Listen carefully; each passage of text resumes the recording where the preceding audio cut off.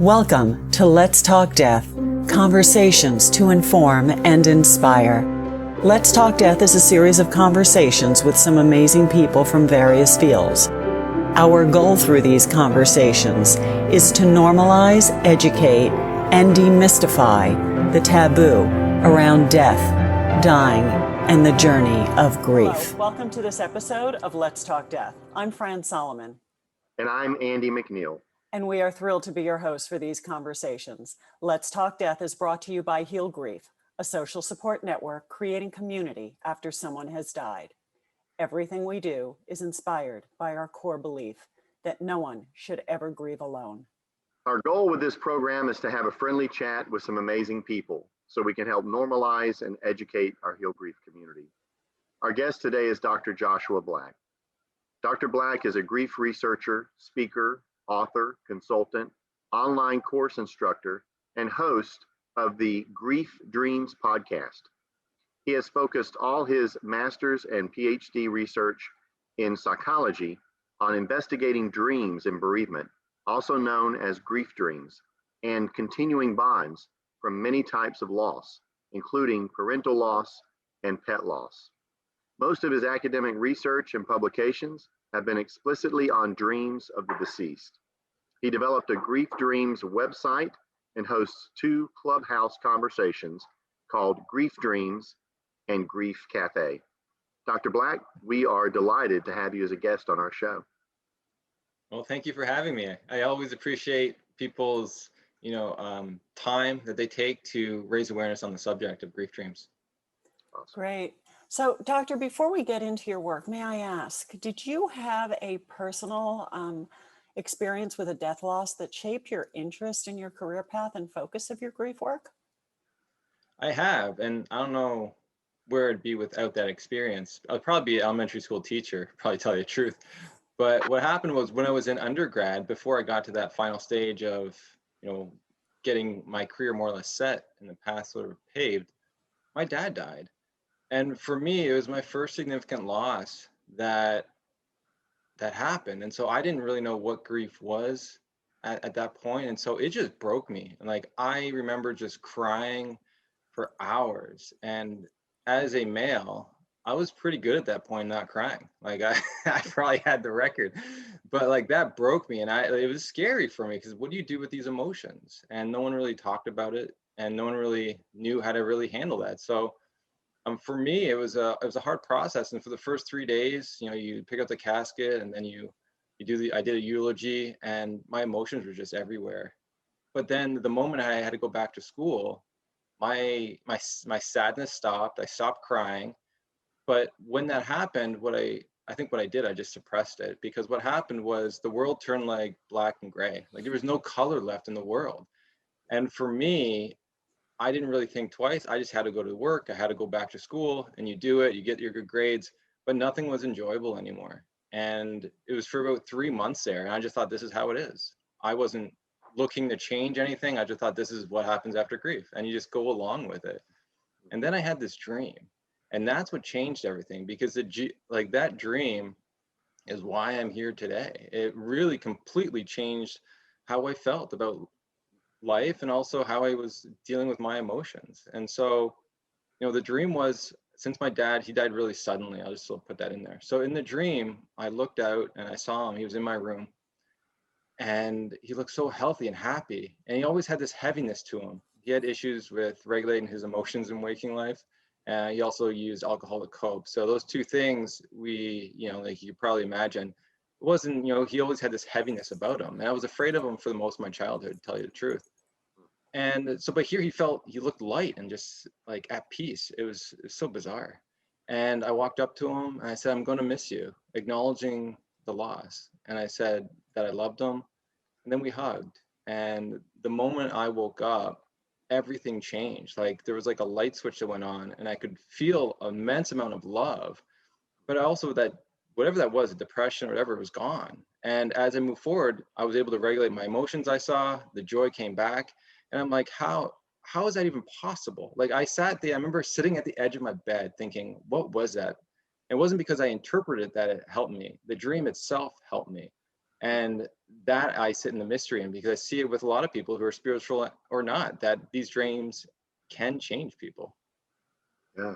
Yeah. It's so powerful to hear you tell your story and about dreams and how important dreams are in people's lives. I know myself, after my mother died, I had a dream a few months after she died, and it made all the difference in the world. It's very similar. She's there. She seems to be okay, and basically just says to me, it's going to be okay, and you wake up and you're like, wow, I really, it brings you to a different place. And it also strikes me where you talked about, I had a 9-year-old one time who described to me after his brother had died, his brother a little bit older than him, is a 9-year-old, granted, said, since my brother died, everything just lacks luster.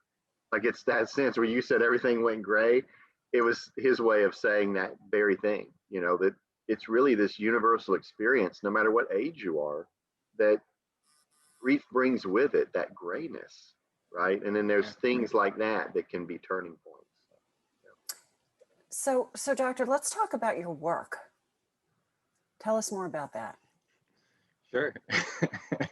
And so I should sort of mention that when I had that dream happen, I never actually told anyone about it. I really kept it to myself, and I've noticed that along the way. And so when I was finished school, like, I didn't just jump into wanting to research this. I volunteered at a hospice, and we sort of did some, one-on-one supports and group supports for the bereaved. And that's when people brought up this topic, and that's when I went to the research, and it just wasn't anything there to be able to provide them. So that's why I went back to school. It wasn't because I wanted to be a researcher, and I think people need to know that, because it wasn't fun. And so I really went in to answer the questions some of the people were having, like, how common are these dreams? Why am I not having some of these dreams?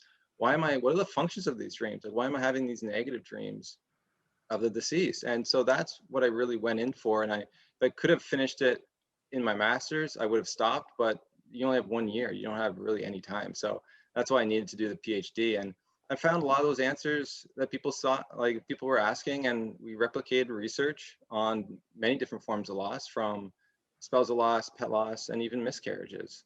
And so I don't know exactly which direction you wanted me to go, but I can say one of the first things was how surprised I was and how frequent it is that someone actually reports these, because there's no training about this in any kind of thanatology program. No one knows or even asking about these questions in therapy.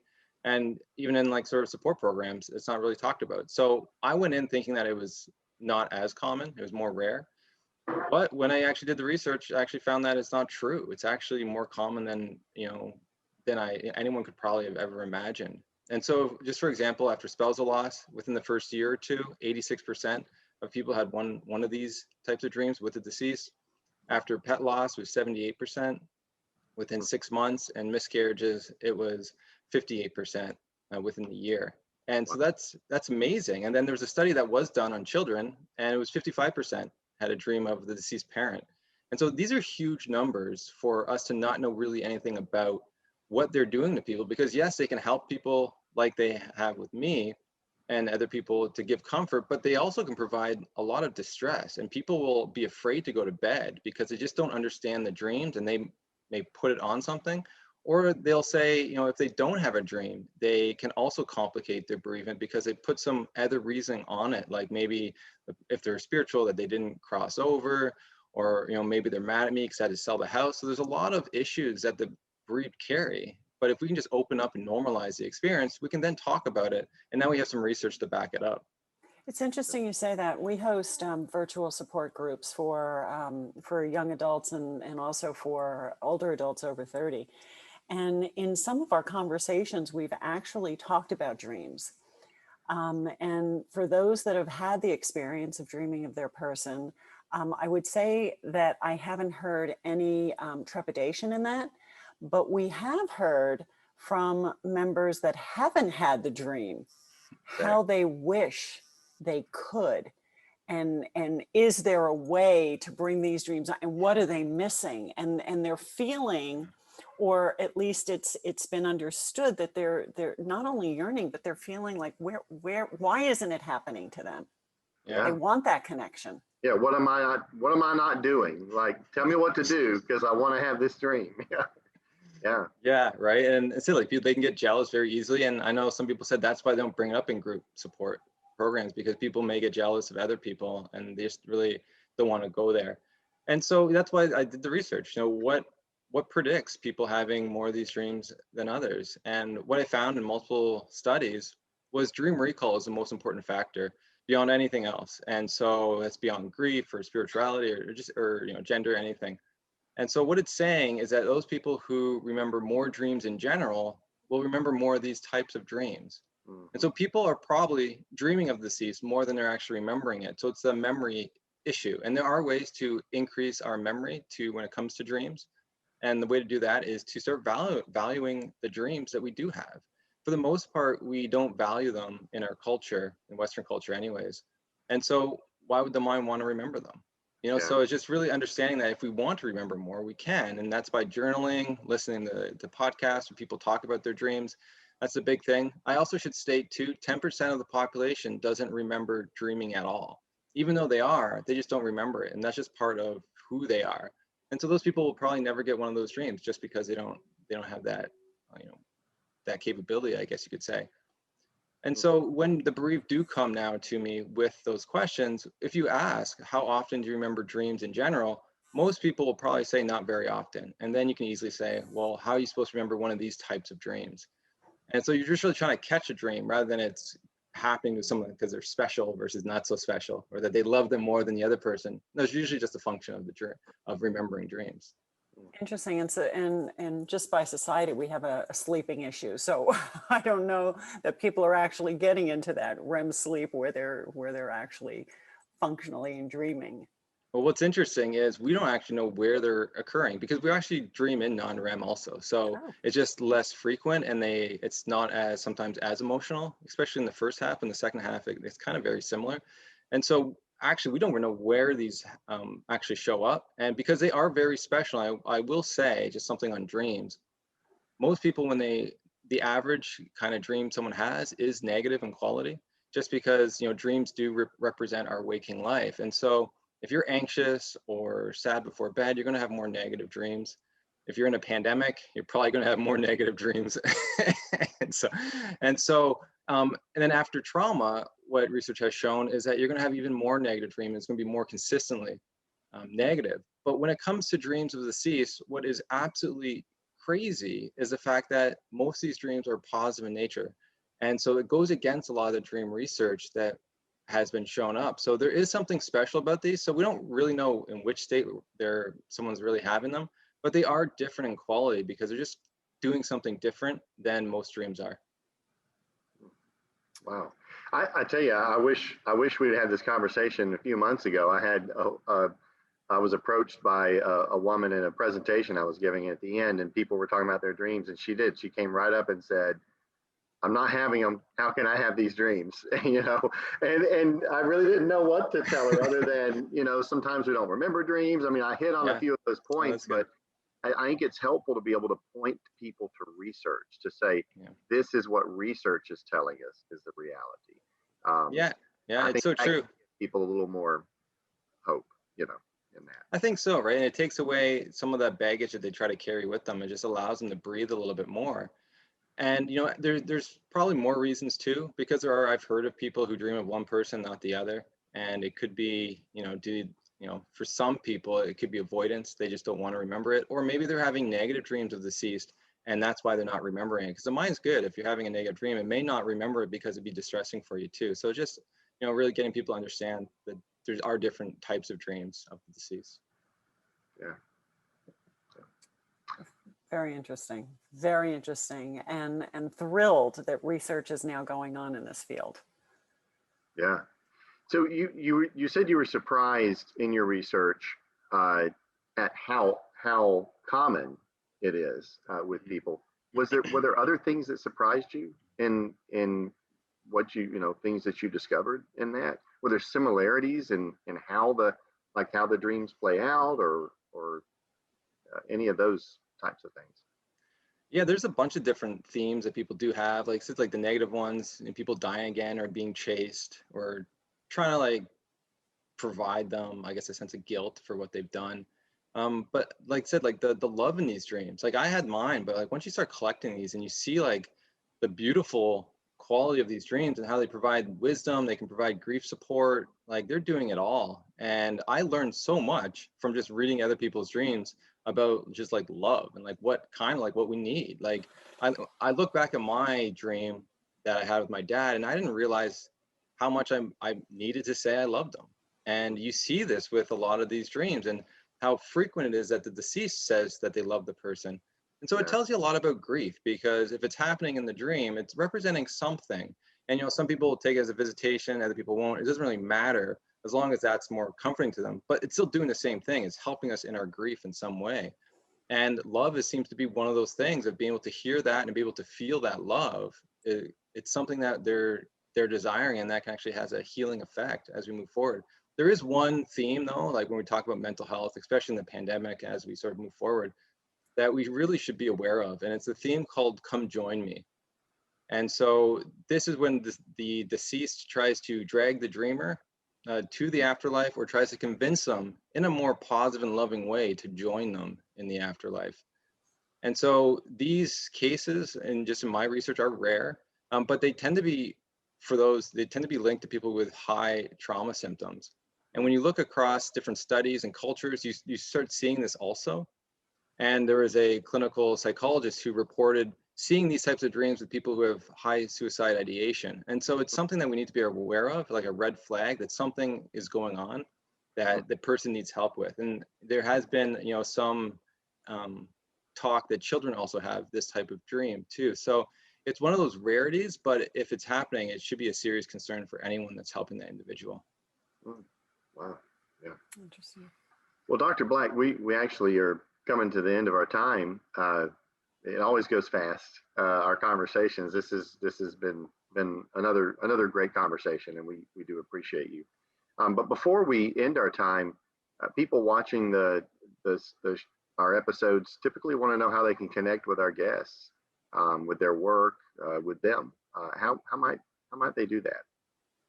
The easiest way is to go to my website, griefdreams.ca. And on there, there's a lot of information. There's my online course. So if people want to know more information on the topic, it's 9.5 hours to be able to actually look at all the research and the research across cultures and how that changes and how to work with these dreams. Because it's very new. And I used to do like 1 or 2 hour talks, but people still didn't feel comfortable enough to be able to bring up the topic. So it's a much longer thing. I do also on there's one-on-one grief dreams consulting. So if you have a negative dream or something you want to talk, I'm open to that also. And then on Instagram, that's my baby. I love it. I get to share a lot of dreams that way that come into me. And so if you have Instagram, you can go to @griefdreams. Also, Doctor, you do conversations now on Clubhouse. Is that correct? I do. I just joined recently. And so I'm really excited about that platform just because we can do question and answer periods. We can do interviews with other people and really hear about these dreams. And I think that's the one thing I didn't like about the quantitative research that I did is you don't really get a chance to hear the stories and how they impact people to the full degree. And you really do get a chance of that at Clubhouse or even on listening to my podcast, the Grief Dreams podcast, where that's where the point is to really realize how influential these dreams can be, positive or negative, and sort of why we need to talk about them. We're going to have all those links up on our website for our viewers to find you easily as well. Doctor, we want to thank you so much for being a guest here at Let's Talk Death and for sharing your story and the inspiration behind your great work and research. I'm sure truly changing the lives of many as they are grieving. It truly is, and it's amazing to be able to see that. And like for me, just that's why I did it, and for it to sort of have a meaningful, I guess, legacy, in the world. What more can you ask for from your own life? Great. Well, again, thank you, Dr. Black, and thank you to those who are joining us for this episode of Let's Talk Death. If you want to learn more about Heal Grief, please visit us at healgrief.org. At healgrief.org, you can learn more about all of the programs and resources of Heal Grief, including our national network of support for young adults called Actively Moving Forward. And if you know of a bereaved adult, refer them to the AMF app, where adults of all ages connect with others experiencing a similar death loss. And last, make sure you sign up on healgrief.org to receive our newsletter for links of future episodes of Let's Talk Death. And so again, thank you for joining us, and we will see you next time on Let's Talk Death.